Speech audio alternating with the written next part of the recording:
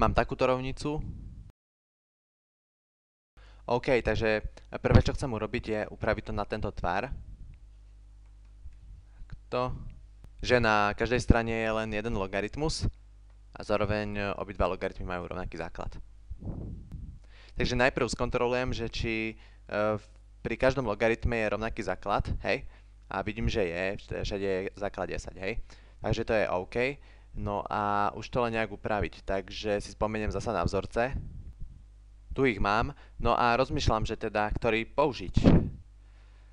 Tak napríklad vidím, že tu mám súčet, hej, logaritmov. Súčet mám napríklad sem, tak by sa dalo, že postupne napríklad, že najprv zoberiem tieto dva logaritmy a upravím ich podľa tohto vzorca takto na jeden logaritmus, že by to vyzeralo nejak takto, že logaritmus x na druhu krát x na treťu, hej. To by boli teda tieto dva, som spojil. Tieto ostatné by som zatiaľ mohol takto opísať. Tak už škaredo píšem. Tak, potom zasa tento s týmto by som mohol upraviť, hej, zasa tieto dva podľa tohto vzorca a to by som potom mal logaritmus x na druhú krát x na treťu krát x na štvrtú, hej, a ja tu rovno napíšem, že potom by som teda ščítal to aj s týmto, hej, a to by potom bolo ešte krát x na piatu, takže ja to rovno napíšem sem už celé. Takže takto, že by to bol logaritmus x na druhú krát x na treťu krát x na štvrtú krát x na piatu, hej, to dám takto do zatvorky. To bolo vidno, že to je tá logaritmovaná hodnota. No a to sa teda rovná 6, hej. No a teraz vlastne už len tú 6 na pravej strane by stačilo upraviť, respektíve teda prepísať v tvare ako logaritmus, hej. To som v predchádzajúcom videu ukazoval, že ako sa to robí. Takže chcem 6 napísať ako logaritmus pri základe 10. Pre názornosť tú 10 napíšem ten základ. A to je teda to x. Na x teda bude 10 na 6 sa rovná x, hej? Čiže 10 na 6. Čiže 6 môžem napísať takto. Keby som chcel napríklad napísať 6 ako logaritmus pri základe 5, hej? Tak by som tu dal zase, že 5 na 6. Keby som chcel 7 napísať ako logaritmus pri základe 5, tak dám 5 na 7. Keby som chcel číslo 725 napísať ako logaritmus pri základe 111, tak tu dám 111 na 725. Tak toto funguje. Čiže to prepíšem. Tak, hej, takže túto 6 môžem napísať takto. Ako logaritmus pri základe 10 a 10 na 6.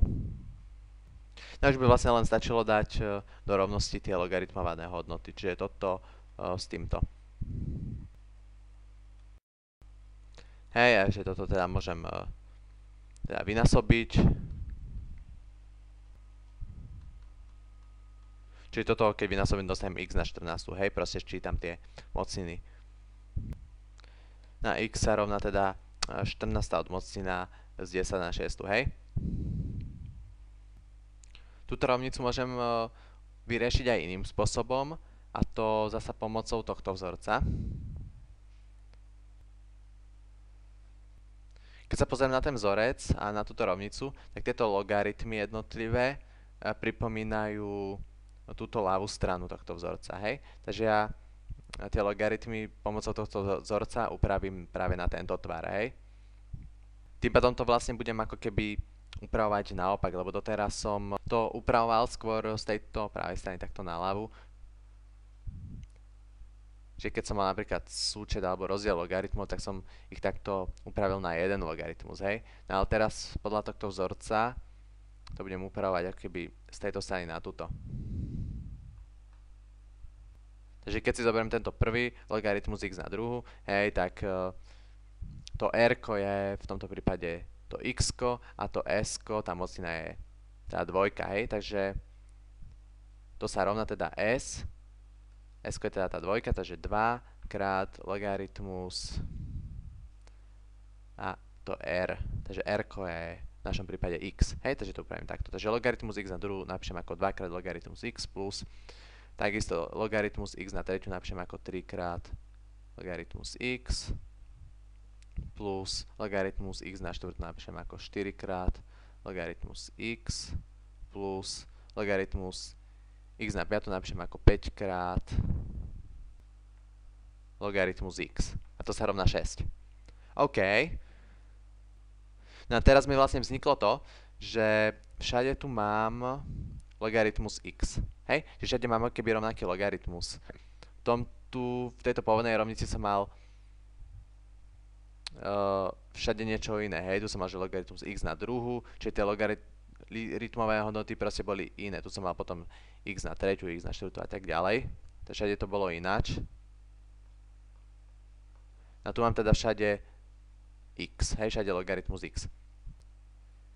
Len tak mimochodom, keby som mal takúto rovnicu, že 2a plus 3a plus 4a plus 5a, to sa rovná 6, tak by som postupoval tak, že proste by som tie ačka, hej, tie neznáme, spočítal.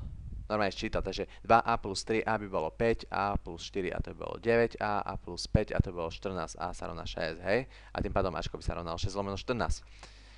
V tejto rovnici, túto, čo som to upravil, tak ako to ačko si môžem predstaviť logaritmus x, hej? To si môžem predstaviť ako to ačko.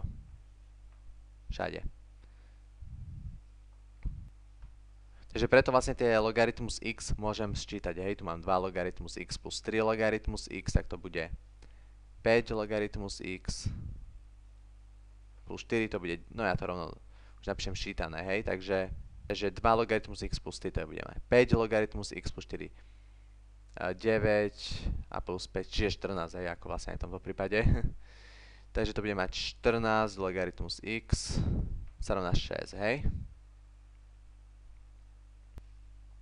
Sčítať som to teda mohol práve vďaka tomu, že som mal všade logaritmus x, hej. Napríklad v tomto prvom by som tie logaritmy nejako nemohol sčítať, keďže všade mám nejakú inú tú hodnotu logaritmovanú, hej.